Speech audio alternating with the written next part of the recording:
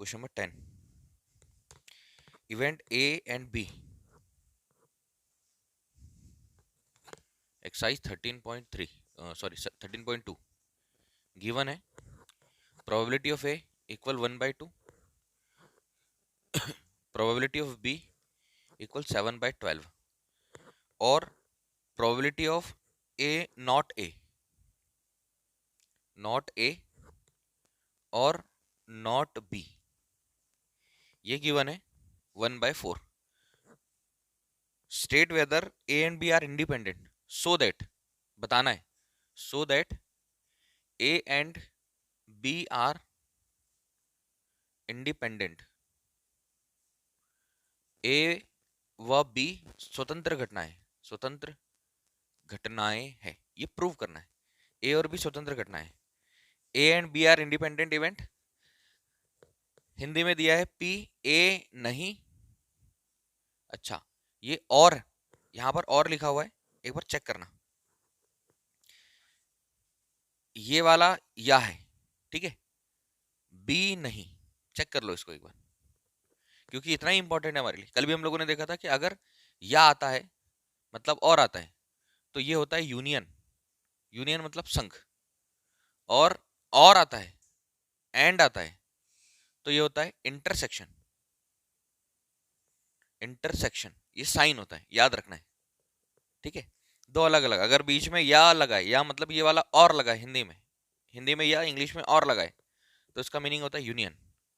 और अगर और एंड लगा हुआ है तो इसका मतलब होता है इंटरसेक्शन, इंटरसेक्शन मतलब कि सर्वनिष्ठ, ठीक है।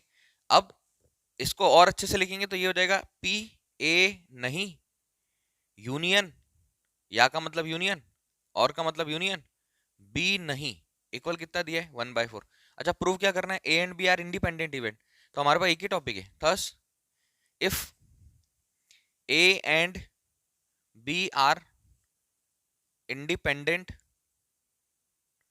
इवेंट्स, यदि ए व बी स्वतंत्र घटनाएं हैं, स्वतंत्र घटना है, तब probability of A intersection B किसके इक्वल आना चाहिए, probability of A into probability of B, ये हमारा टॉपिक भी है, ये हमारा टॉपिक भी है। और ये क्वेश्चन से ये निकालना पड़ेगा प्रोबेबिलिटी ऑफ ए इंटरसेक्शन भी, अगर हम इससे प्रोबेबिलिटी ऑफ ए इंटरसेक्शन भी निकाल लेते, क्योंकि प्रूव करना है, तो जो गिवन है उससे प्रोबेबिलिटी ऑफ ए इंटरसेक्शन भी निकालना है।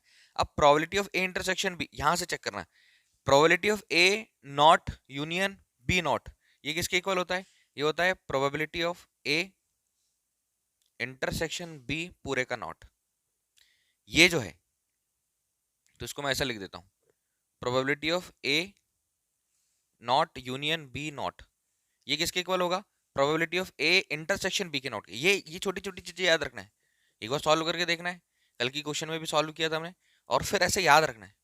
अब हमारे पास ये भी नहीं है, लेकिन हमको एक चीज पता है, क्या पता है, कि probability of A not, probability of A plus probability of A not is equal to 1, मतलब अगर प्रोबेबिलिटी ऑफ ए चाहिए तो क्या करोगे, 1 minus probability of A not, तो आप इसको क्या लिख सकते हो, प्रोबेबिलिटी ए नॉट को क्या लिख सकते हो, probability of A not equal आएगा 1 माइनस प्रोबेबिलिटी ऑफ ए, क्योंकि प्रोबेबिलिटी ऑफ ए तो है हमारे पास, तो ये क्या हो जाएगा हमारे पास 1 minus probability of A intersection B, और यही तो चाहिए हमको, इसके प्लेस पर ये लिख सकते हो, ये फॉर्मूले से ये इसके इक्वल होगा, और ये हमारे पास गिवन है ए नॉट बी नॉट कितना गिवन है 4, इसको इधर ट्रांसफर करो, probability of A intersection B equal, इसको इधर ट्रांसफर करो तो 1 minus 1/4, probability of A intersection B equal, दोनों का एलसीएम आया 4, cross multiplication 4 minus 1 equal 3/4, probability of A intersection B कितना आया 3/4। प्रूव क्या करना है कि A and B are independent event, A और बी स्वतंत्र घटनाएं है या नहीं, thus if A and B are independent event, तो ये इसके इक्वल होता है, probability of A intersection B कितना फाइंड किया हमने 3/4, probability of A, probability of A है हमारे पास 1/2 इंटू प्रोबेबिलिटी ऑफ बी है हमारे पास 7/12, इंटू कर ले 3/4 equal 7 on the 7, 12 to the 24, 3/4 is not equal 7/4, 7/24, क्या बोलेंगे, A and B are not independent events, A तथा बी स्वतंत्र घटनाएं नहीं है, ए और बी स्वतंत्र घटनाएं नहीं है, ठीक, समझ आया। Question 11, given two independent events A and B such as, यहाँ पर दो स्वतंत्र घटनाएं दी है।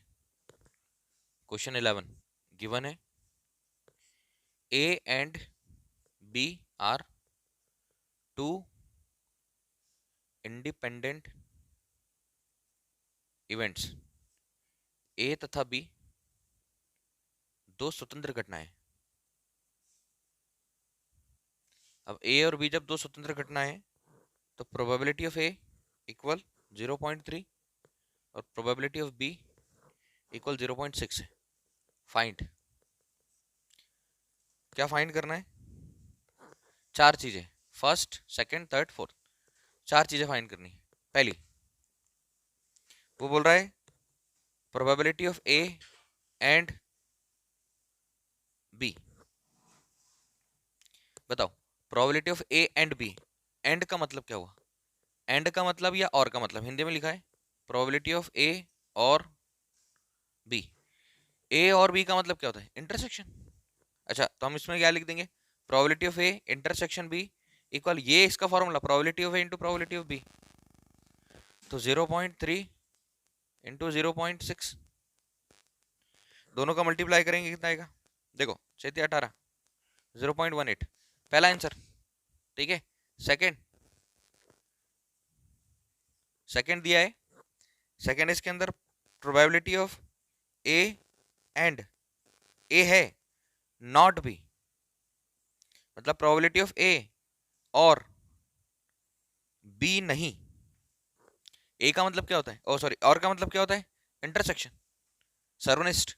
तो इसको क्या लिख सकते हो? इसको लिख सकते हो probability of A intersection B not. इसका मतलब बोल रहा है कि अगर आपके पास दोनों की प्रोबेबिलिटी है तो ये जो है वो ए की प्रोबेबिलिटी बता रहा है, बी की नहीं बता रहा है। अब बी की लेकर आना है, तो बी की प्रोबेबिलिटी के लिए हम डायरेक्ट फॉर्मूला ऐसे याद रखना है ना, प्रोबेबिलिटी जब ए और बी दोनों के इंटरसेक्शन, ऐसा मैं बता रहा हूँ, प्रोबेबिलिटी ए और बी का इंटरसेक्शन होता है, बोल रहा है ए का इंटरसेक्शन है बी का नहीं है, तो हम क्या करेंगे? अब हमको बी के इंटरसेक्शन को फाइंड करना है, तो उसमें हम क्या कर देंगे? ए के इंटरसेक्शन में से probability of A intersection B, मतलब बी के, ए और बी के दोनों के इंटरसेक्शन को ए में से हटा देंगे, तो किसका इंटरसेक्शन निकल जाएगा? बी का, और वो इसके इक्वल होगा। तो देखो probability of A, probability of A कितना है? 0.3, और ये कितना निकाला? 0.18, माइनस करें 0.3 0, 0.18 2, और 2 में से 1 1, कितना आया? चेक करो इसको, 0.12, 0.12।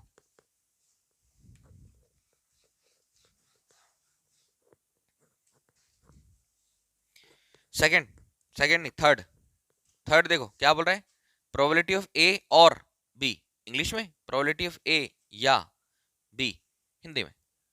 अब जब ये दोनों चीजें दी है तो इस और या का मतलब क्या होता है? यूनियन, ये लिखना अच्छे से। तो probability of A union B, और ए यूनियन बी निकालना है।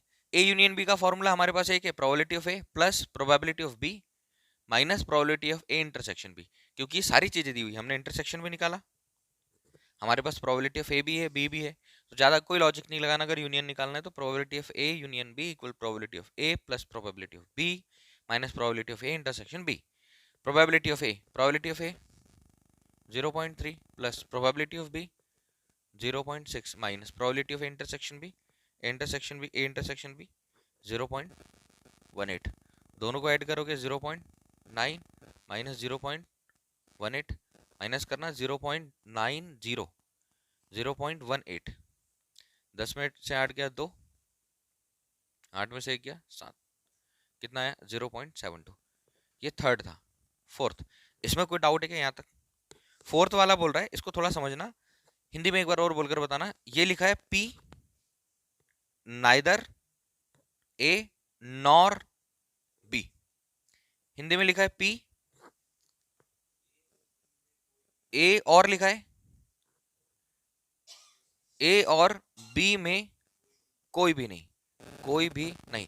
अब जब ए और बी में कोई भी नहीं है तो probability of A not intersection B not, दोनों और लगा हुआ बीच में, तो ए नॉट और बी नॉट दोनों आएगा। इसको हम लिख सकते हैं, इसको हम लिख सकते हैं probability of A union B और इसका not.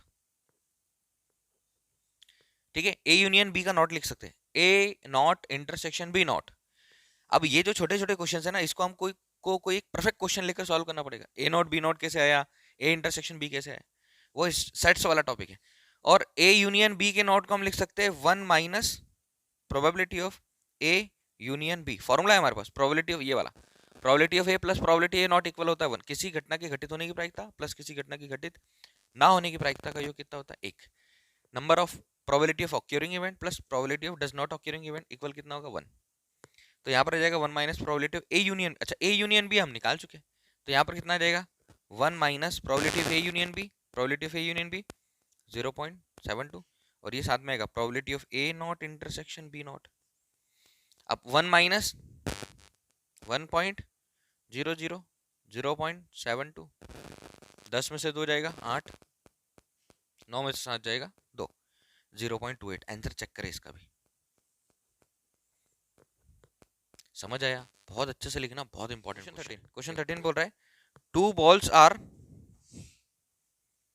Drawn at random with replacement. Replacement मतलब कि अब निकाल के रखना है, 2 बॉल निकाल के रखना है, from a box containing 10 black and 8 red ball. Given क्या है? गिवन है क्वेश्चन 13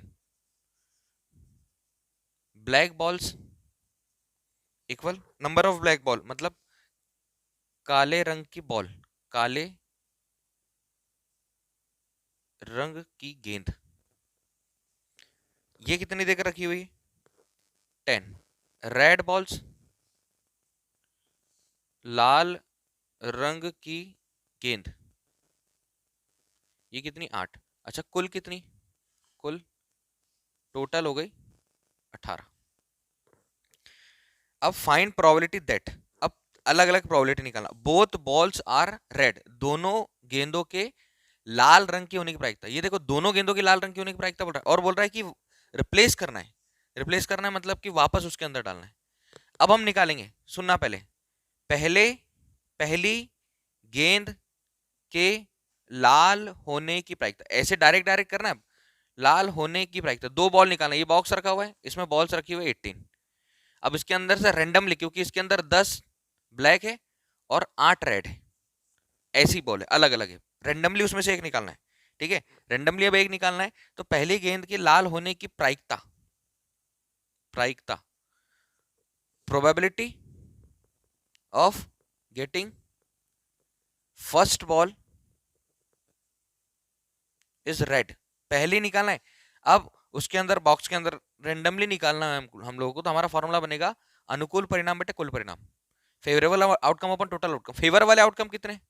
क्योंकि रेड कितनी है और टोटल कितनी है 18, टोटल कितनी है 2 से 4, 2 से 9, कितना जाएगा 4/9। ठीक है, पहली गेंद के लाल होने की प्रायिकता निकाली हमने, रेंडमली उसके अंदर बॉक्स के अंदर हाथ डाला, रेंडमली उसमें से निकाला, तो पहली गेंद क्या आई? पहली गेंद के लाल होने की प्रायिकता कितनी है? 4/9। वो बोल रहा है कि रिप्लेस करना है, तो क्या लिखोगे? बॉल इज रिप्लेस्ड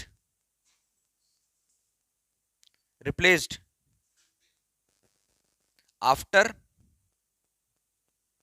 ड्रॉ, मतलब बॉल गेंद निकालने के बाद रख दी गई। अच्छा, निकाला, चेक किया कि बॉल कैसी है, रेड, उसके अंदर वापस रख दी। तो हम इसके पहले जो क्वेश्चन किए थे उसमें क्या लिखा था कि विथआउट रिप्लेसमेंट, मतलब उसके अंदर रखना नहीं है। अभी बोल रहा है विथ रिप्लेसमेंट, मतलब रखना है। ठीक है, अब फिर से सेकंड बॉल निकालना है, तो सेकंड बॉल क्या है? दूसरी गेंद के लाल होने की प्रायिकता, दूसरी गेंद के लाल होने की प्रायिकता, क्योंकि इंडिपेंडेंट इवेंट वाला कंसेप्ट चल रहा है हमारा। तो जब हम निकालेंगे कि दोनों बॉल रेड है, तो P of A intersection B, मतलब probability of A into probability of B, topic यही है हमारा कि दोनों गेंद लाल होना चाहिए। अब दूसरी गेंद के लाल होने की प्रायिकता, probability that getting second ball is red, अभी सेकेंड भी रेड है, सेम फॉर्मूला, अनुकूल परिणाम बटे कुल परिणाम।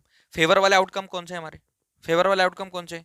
8, टोटल आउटकम कितने हैं 18, तो फिर से कितना आ जाएगा? अब हम निकालेंगे दोनों गेंदों के लाल होने की प्रायिकता, लाल होने की प्रायिकता, probability that both balls are red, दोनों बॉल लाल हो, इसकी क्या प्रायिकता, पहले का आंसर है, पहला चल रहा है हमारा, पहला पहला क्वेश्चन क्या दिया है, बोथ बॉल्स आर रेड, दोनों गेंदों के लाल होने की प्रायिकता, तो पहली गेंद निकाली, उसकी प्रायिकता कितनी लाल होने की, 4/9। बोल रहा है रिप्लेस करना है, वापस बॉक्स में डाल दिया, बॉक्स में नंबर ऑफ बॉल्स सेम हो गई, फिर बोल रहा है दूसरी बॉल के लाल होने की प्रायिकता, वो भी कितनी आई। अब दोनों बार में दोनों के लाल होने की प्रायिकता मतलब प्रोबेबिलिटी ऑफ इंटरसेक्शन बी, मतलब probability of into probability of B, 4/9 into 4/9, check करें 16 पहला चेक करो, आ रहा है समझ। अब सेकंड समझना, वो बोल रहा है first ball is black and second ball is red, second question है हमारा ये, फर्स्ट बॉल इज ब्लैक और second ball is red, first ball is red and second ball is black, same करना है क्वेश्चन को हिंदी बोलना, पहली गेंद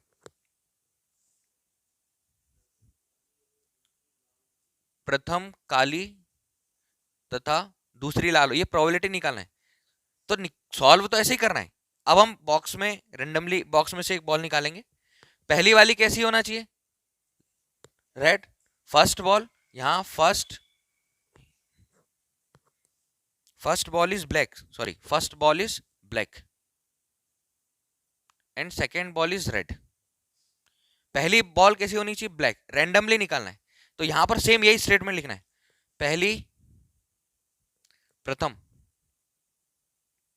प्रथम गेंद के काले होने की प्रायिकता, काले होने की प्रायिकता, probability that first ball is black. अब बताओ प्रोबेबिलिटी ऐसे निकालना है, ऐसे क्वेश्चंस में हमने रैंडमली 18 गेंद है, उसके अंदर 10 ब्लैक है, 10 काली है, 8 रेड है, 8 लाल गेंद है, उस बॉक्स में हाथ डाला, रैंडमली एक बॉल निकाली, तो उसके कैसी होनी चाहिए, ब्लैक होना चाहिए, तो हमारे पास अनुकूल परिणाम कितने, ब्लैक बॉल कितनी है, टोटल बॉल कितनी है, 2 से 5 बार, 2 से 9 बार, तो जब हम पहली बॉल निकालेंगे उसकी प्रोबेबिलिटी ये आएगी हमारे पास कि, अच्छा प्रोबेबिलिटी का मतलब क्या होता है, कुछ नहीं, आप परसेंट लगा लो, मल्टीप्लाई करके सॉल्व कर लो, तो आपको समझ में जाएगी इतनी प्रतिशत चांसेस ये है कि ऐसी बॉल निकलेगी। वो बोल रहा है कि सेकंड बॉल कैसी होनी चाहिए, रेड, तो दूसरी गेंद के